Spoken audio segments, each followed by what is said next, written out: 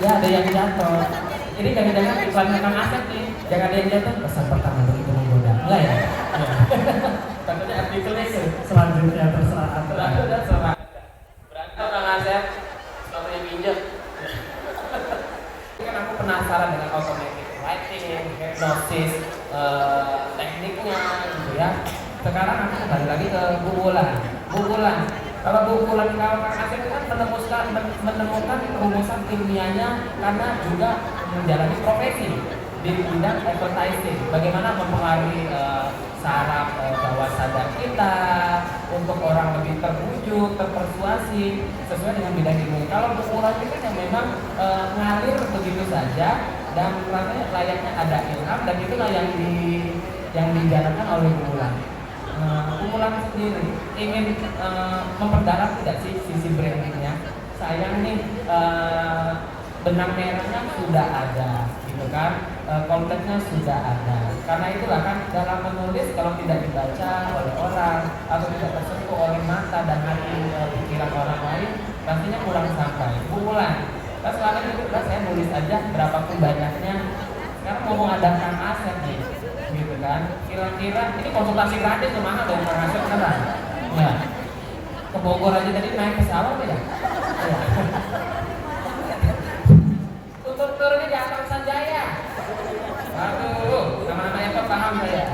Oke, Bu Wulan, ada nggak kepikiran? Saya pengen membranding deh. Gitu. Pasti ada dong akhirnya kepikiran untuk mengundang Kang Asep. Karena pengen juga dong murid-muridnya yang sudah menciptakan buku ini, buku-bukunya meledak. Dan saya doakan buku-bukunya itu laris dan buku-bukunya itu mendatangkan manfaat.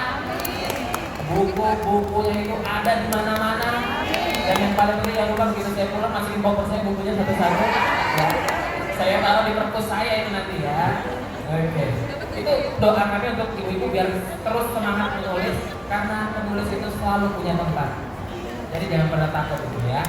Seharusnya itu kata-kata Bu Wulan. Ya.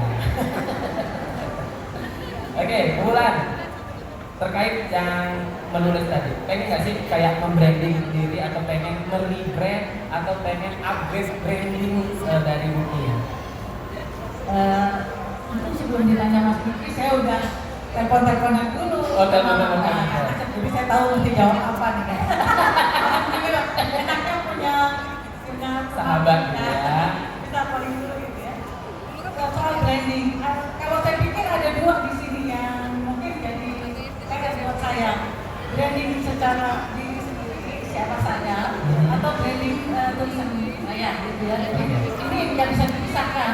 Ketika saya menulis pasti orang langsung membayangkan penulisnya gitu, sesuatu yang tidak bisa saya pisahkan. Tapi saya paling sulit untuk memilih satu di antara dua. Kalau harus memilih dari sekian banyak saya bisa.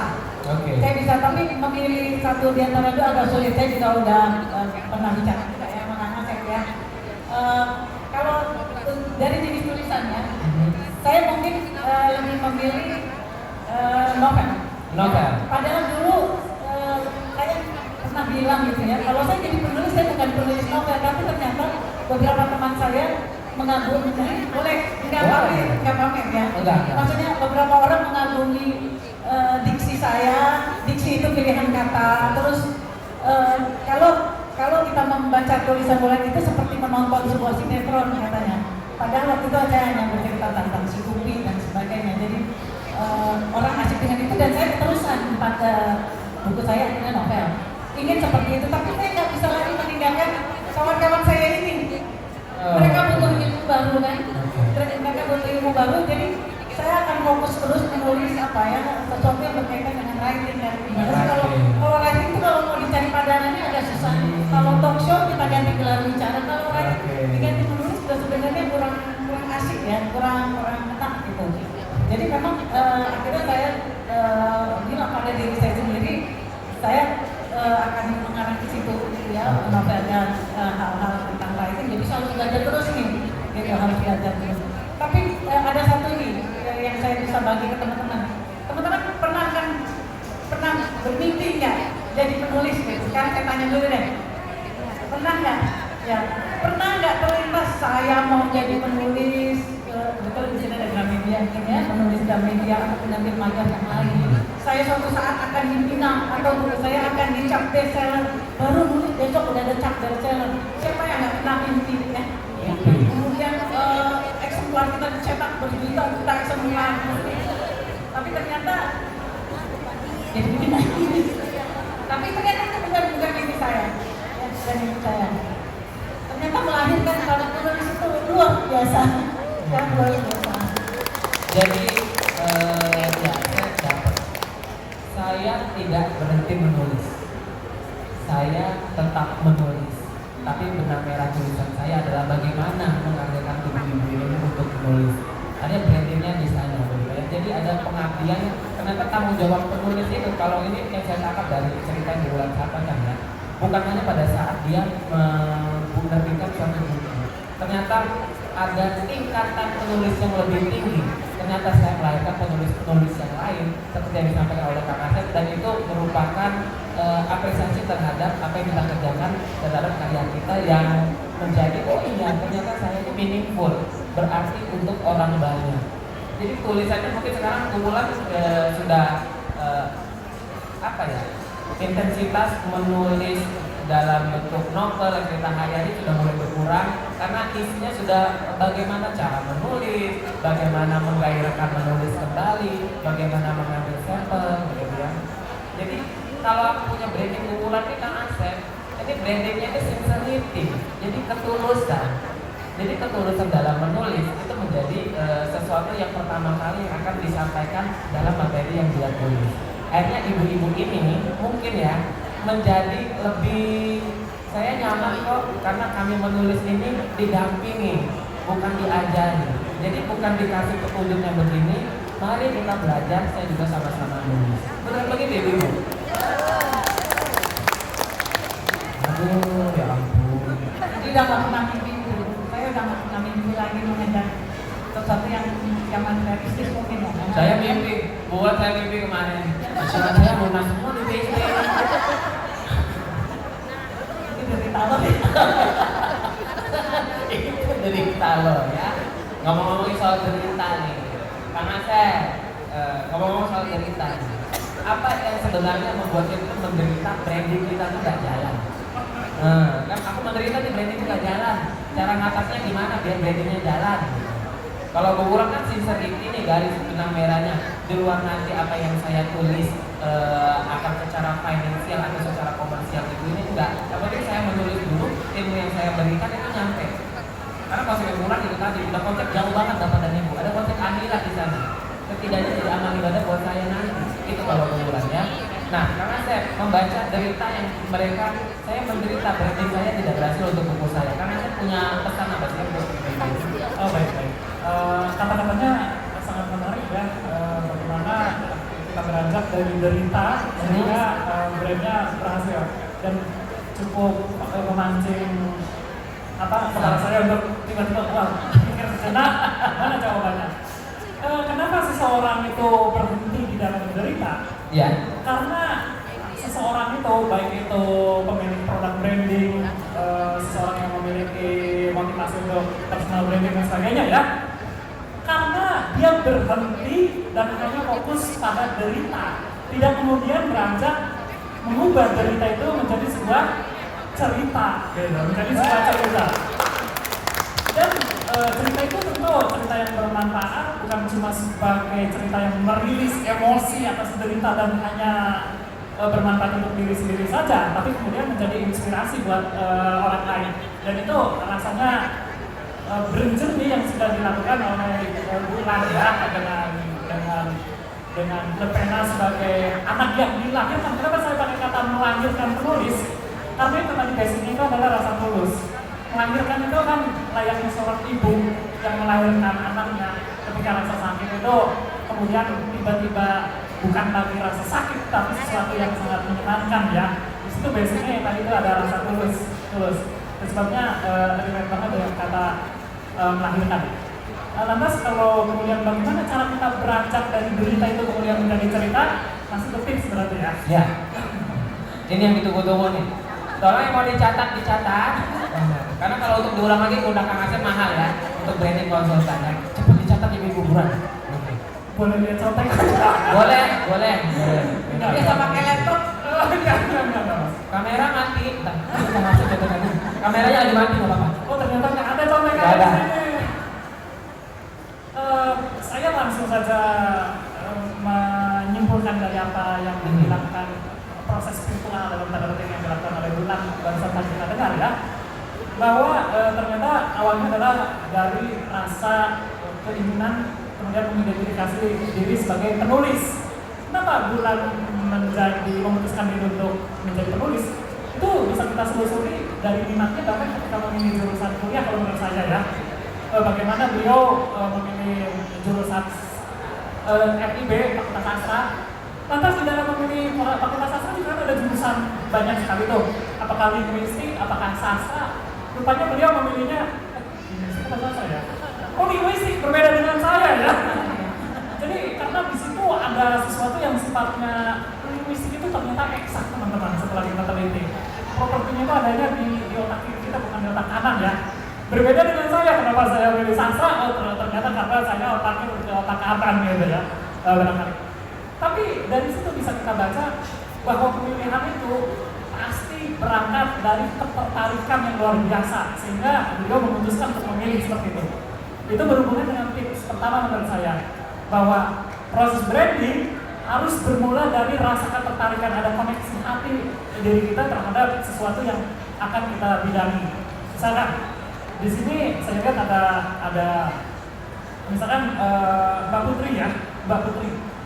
Kenapa beliau tidak menulis tentang bagaimana cara membedah satu materi lewat rumus kimia misalkan? Wow. Berat sekali ya. Macam syntax error tadi ya. Syntax error. Syntax error. Nah, karena ketertarikan Mbak Putri itu lebih ke aspek lain, sehingga kemudian ketertarikan itu melahirkan buku berjudul Jejak Bunda bersama Ananda kalau tidak salah ya.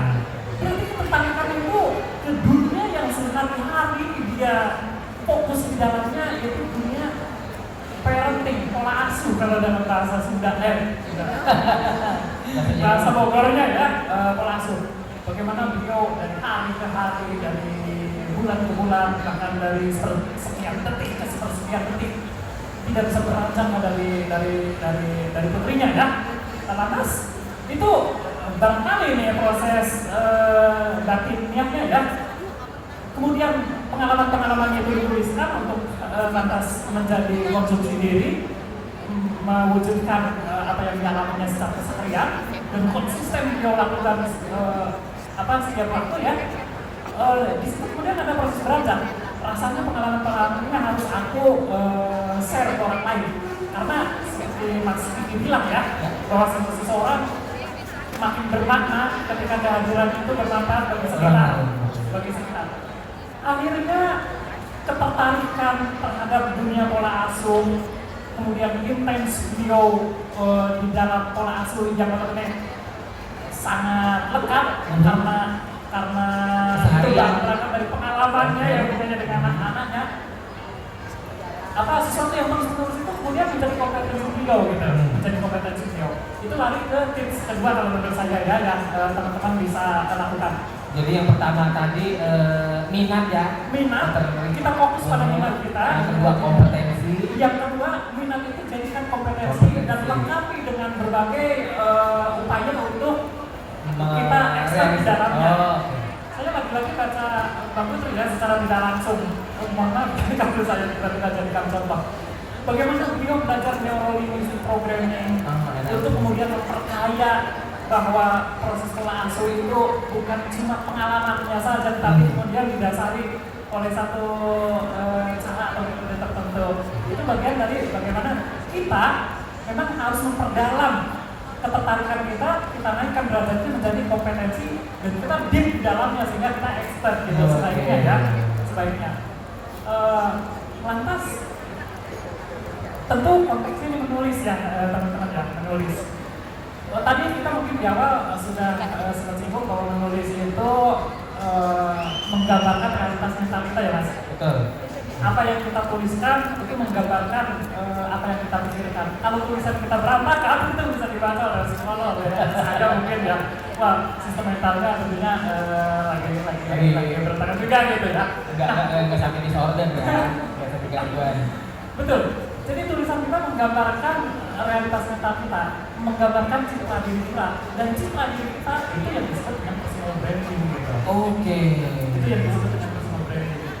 Angka baiknya proses personal branding itu seandainya fokus ke satu titik apa yang kita tertarik di dalamnya, kemudian kita perdalam, kita lakukan secara konsisten ya teman-teman ya.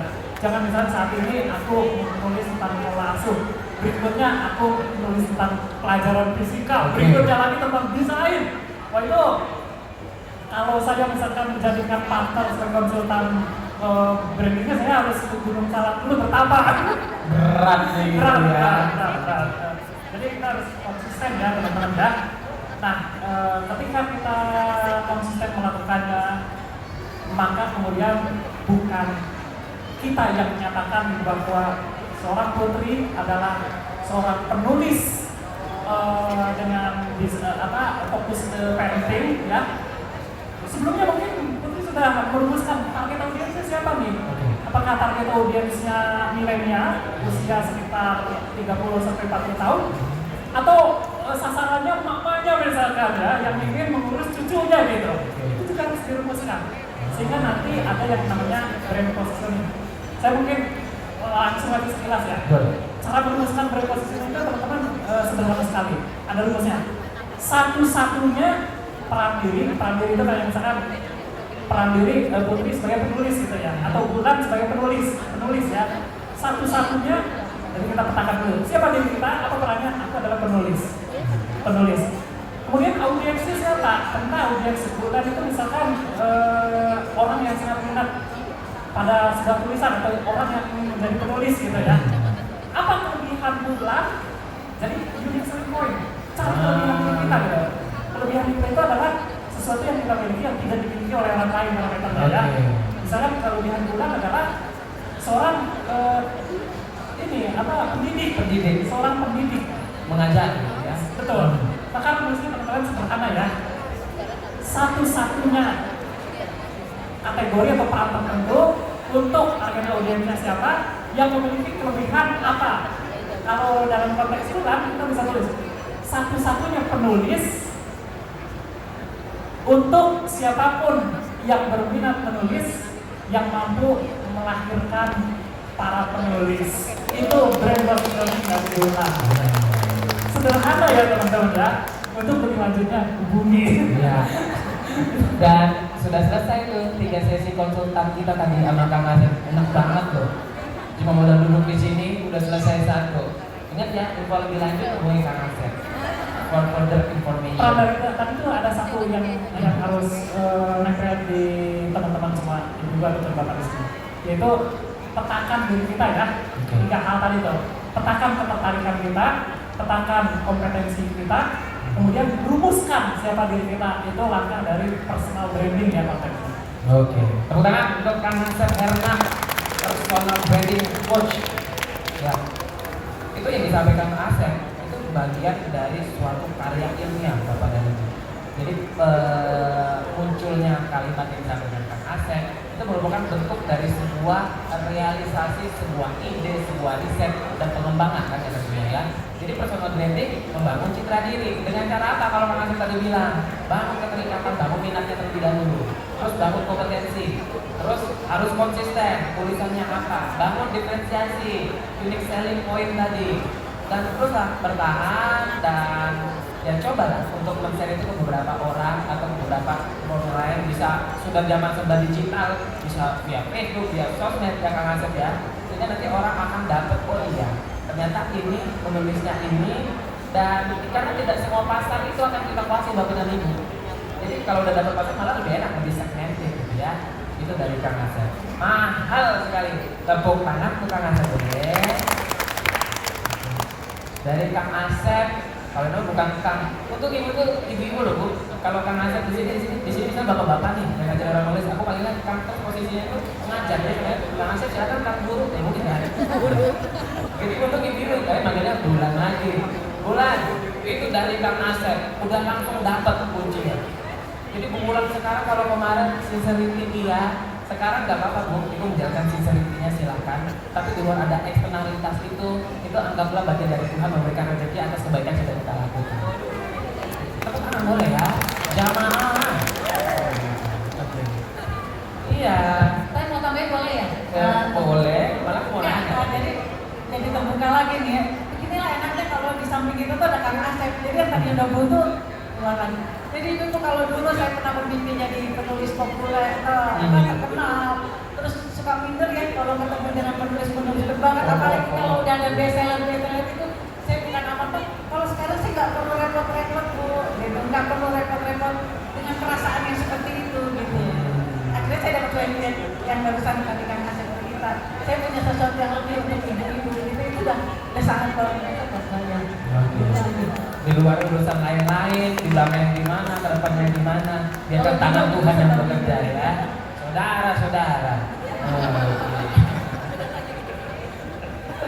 Baiklah, kembali ke saudara-saudari yang ada di sini ya. Sekarang Kang Asep sudah menyampaikan dari titik awal backgroundnya seperti apa, siapa Kang Asep, apa yang dikerjakan, lalu sampai muncul di perbincangan kita dan bagaimana caranya tips membranding apa yang kita tulis gitu ya. Karena Kang Asep ini kalau konsultan branding itu sebenarnya yang dikerjakan tidak hanya yang menulis saja kan. Jadi semua kerjaan yang berubah, mungkin branding restoran atau branding service excellent itu juga dikerjakan. Nah, kalau sekarang aku ke bukulan nih, kalau ada untuk satu pertanyaan terakhir ya, peran dari keluarga lah, orang-orang terdekat dalam membangun jati diri kita untuk menulis lebih semangat lagi, gimana sih bukulan? Ya sebetulnya kalau secara fisik, secara nyata sih nggak kelihatan banget gitu ya, nggak kelihatan karena itu tadi kebetulan sama suami juga punya latar belakang pendidikan yang berbeda gitu ya.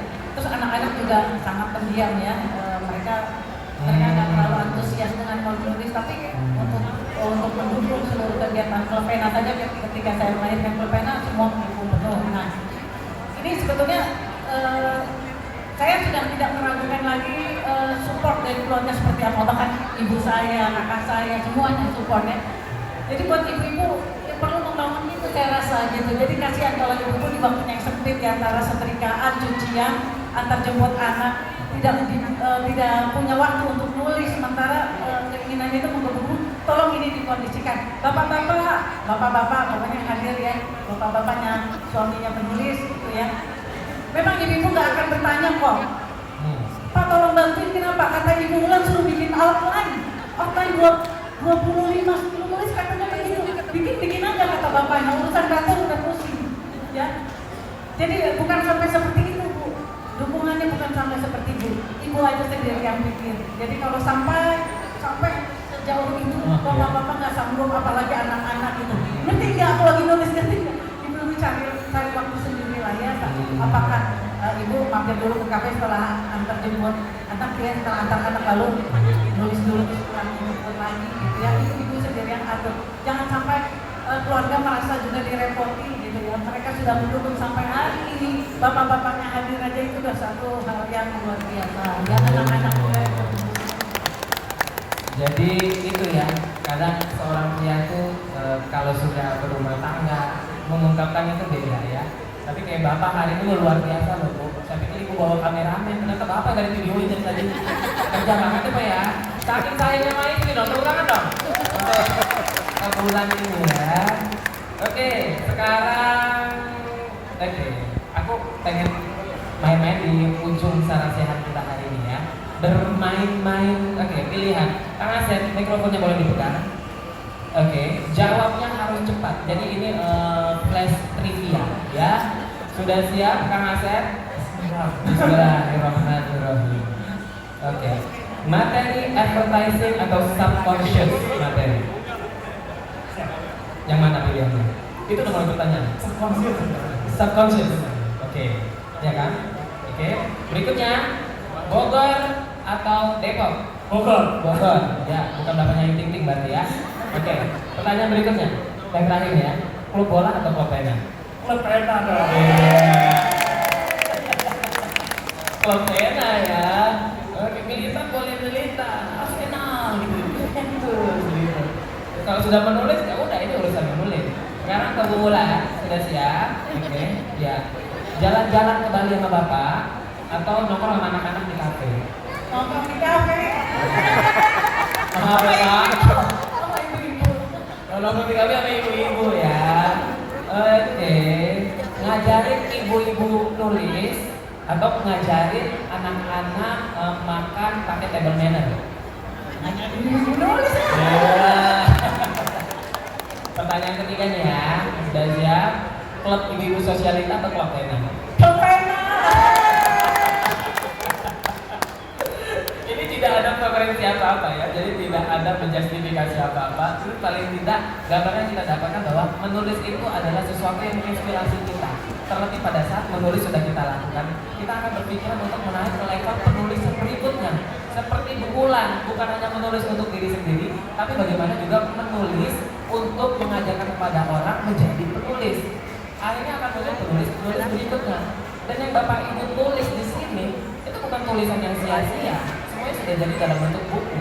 Dan buku itu hadir tidak dalam proses, tidak tanpa proses editing, tapi sudah akan proses. Mana ada sih buku yang masuk ke dalam satu toko buku, begitu ya, satu penerbit yang memang sifatnya berbeda dengan efek edukasi terhadap masyarakat. Karena kalau saya baca nih ya, kalau boleh saya ngobrol, menulis itu tuh ada 3 fungsinya Bapak dan Ibu: menginformasikan, mengedukasi, dan tidak lupa kalau ada unsur yang sudah lebih tinggi lagi, dia akan menghibur. Betul ya Pak ya? Nah, terhibur kan? Bukunya hari ini akan di launching. Kita akan launching bukunya nanti bersama Kang Asep dan juga Bu Wulan gitu ya. Tepuk tangan untuk dua narasumber kita di Sarasehan hari ini. Mau Cibubur, tepuk tangan lebih meriah lagi.